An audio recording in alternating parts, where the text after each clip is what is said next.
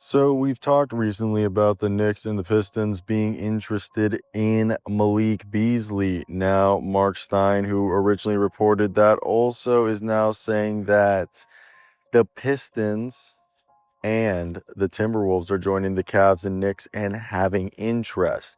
Now, all of those teams except the Pistons would offer Malik Beasley a veteran minimum contract, while the Pistons, because they hold his non-bird rights, can offer him $7.5 million annually max.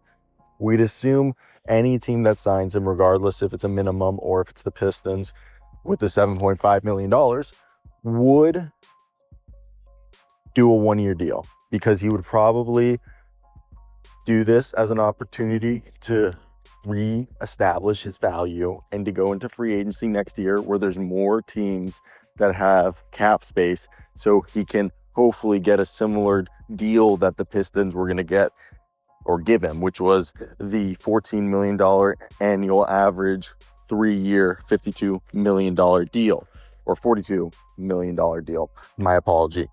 Now, to me, Marc Stein is saying that league sources say that the 4 primary teams have been in contact with Malik Beasley, it being Pistons, Knicks, Cavs, and Timberwolves. Timberwolves, as you guys remember, received him in a trade and then extended him. However, the man that extended him is now the general manager of the Knicks, Gerson Rosas. So there is connections with both of the teams, but a more personal connection with the Knicks. However, the Pistons were the team that he thrived with last year, being second in total three-pointers made.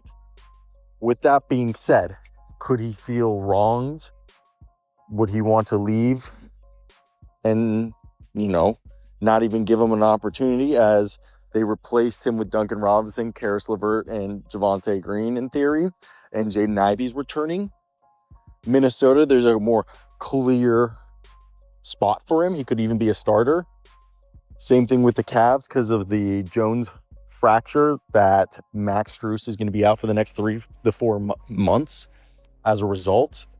So if we just real quickly looked at both of them, so the sources say Beasley will ultimately be seeking a deal north of the veteran minimum and would figure to command that if the 28-year-old can indeed play on with no off-the-court obstacles. As you guys know, he was a 42% three-point shooter. So real quickly, if these teams wanted to see what other resources they had at their disposal, the teams that could, or out of these teams, what they have, mid-level exceptions, if they were willing to go into the cap, it would look so for Detroit, I believe, like I said, they can give him 7.5, and they've exhausted the resources that they would have used to bring him in terms of the non-taxpayer mid-level exception, and the biannual is only 5.1. So unless he's being given less than 7.5, they wouldn't be using the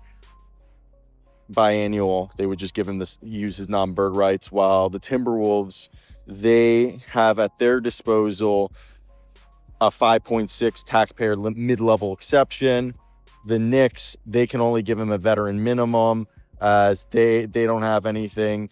And with the Cavaliers, they're also in a similar book, as this is a team that is just pushed up against the brim cap-wise. So I'm not surprised if right here they also are going to have to figure out a way to give them money, because they don't have any exceptions. So to me, it seems like if he wants more than a minimum, it's either the Timberwolves or the Pistons. The Pistons can give him the most money.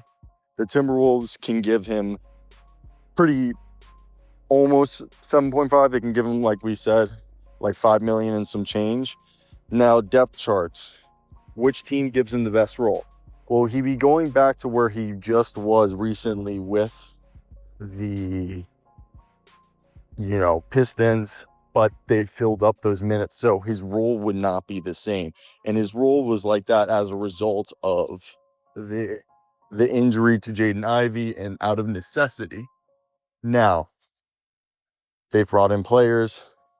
People are expected to take a leap. So for Cleveland, he'd be a starter. All right.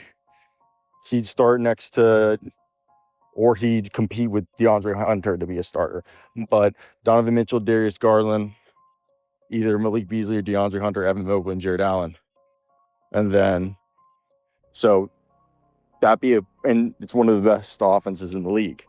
Detroit, as we mentioned, Jaden Ivey, Ron Holland, Karis LeVert, Duncan Robinson, Nassar Thompson, Tobias Harris, Chaz Lanier, all play the same position. So he'd have to be competing for minutes there. And, like, does he feel like they did him dirty because they didn't stand by him?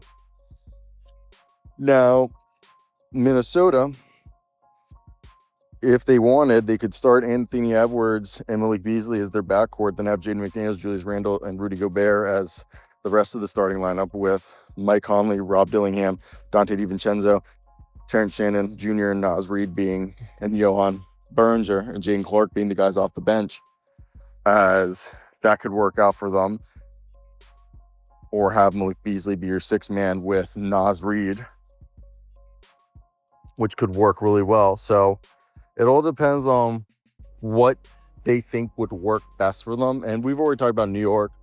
With Malik Beasley, he would probably compete with Deuce McBride, Jordan Clarkson, and Gershon Yabusele to be the sixth man. But those four guys would be the 9-man rotation, or really 10-man, because I'm forgetting Mitchell Robinson. And then you'd have Tyler Kolek and Ariel Hukporti. So there's also that, but they have no money.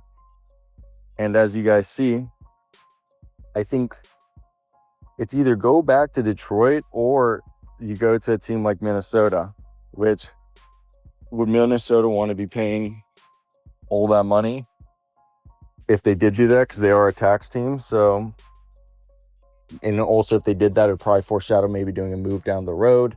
But Tim Conley, by the way, was the guy.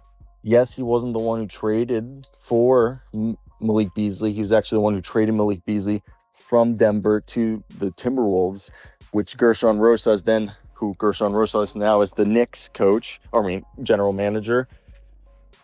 He was the one who drafted him, and honestly, there's a prior connection there. So all these teams, except the Cavs, have some sort of connection. The Cavs just might have the best opportunity for him, as he would be able to, potentially go in there, and even though it'd be the best version of himself, even though they might not be able to offer the most money, they could offer him the best situation. Let me hear your thoughts. That's going to be it for me. If you made it to the end, like, comment, subscribe.